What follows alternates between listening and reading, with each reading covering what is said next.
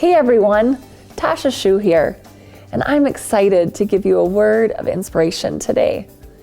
Everyone at one time or another has struggled with regret. I struggled with it after my accident and many other times throughout my life. Regret comes from wishing you would have done things differently in your past. It's looking backwards and feeling loss or sadness at the decisions and choices that you made.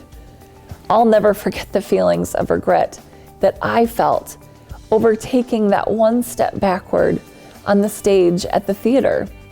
For months, I regretted not knowing that the trap door would be open, and I even regretted being involved in theater. So when you look at your life, what are your regrets? Do you regret your past decisions? Do you regret things that you did or didn't do? Well, this is what I'm going to tell you today. Regret is never a good thing. Regret is tormenting. It eats away at you, makes you full of worry, shame, and guilt. And it is a never-ending cycle. Regret promises to help you and to set you free, but instead, it tangles you up in a web that makes you bound and sucks the very life out of you. So, how can you be free from regret? This is what I did after my accident, and I will tell you, it took me a long time, at least a year or two, to go through this, but it really helped me. First of all, we must realize that we can never go back. We can't change what we've done. There's never going to be a time machine that will allow us to go back and change the decisions that we've made. So many times, though, we think we can go back, and that's why we think about the past. Really, we do it in order to be free. But regret, we have to begin looking forward. We can never change the past, but the one thing we can change is the future.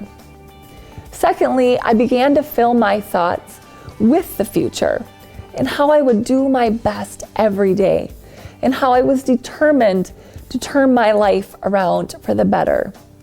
I learned this phrase: the only mistake you make is not learning from your mistakes.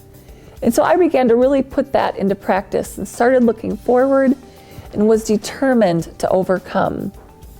So whether you know it or not, every day you have a bank account of time given to you. It's 1,440 minutes or 86,400 seconds a day. And when you spend time in regret, those seconds are wasted.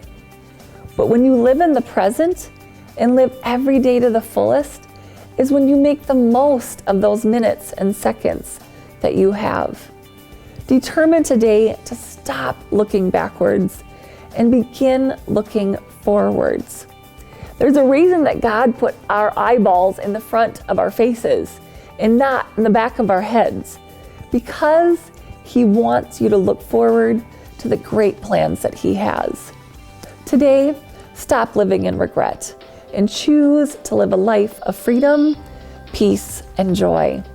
Stop living in bondage to the past and look to the bright future ahead of you. Thank you for tuning in.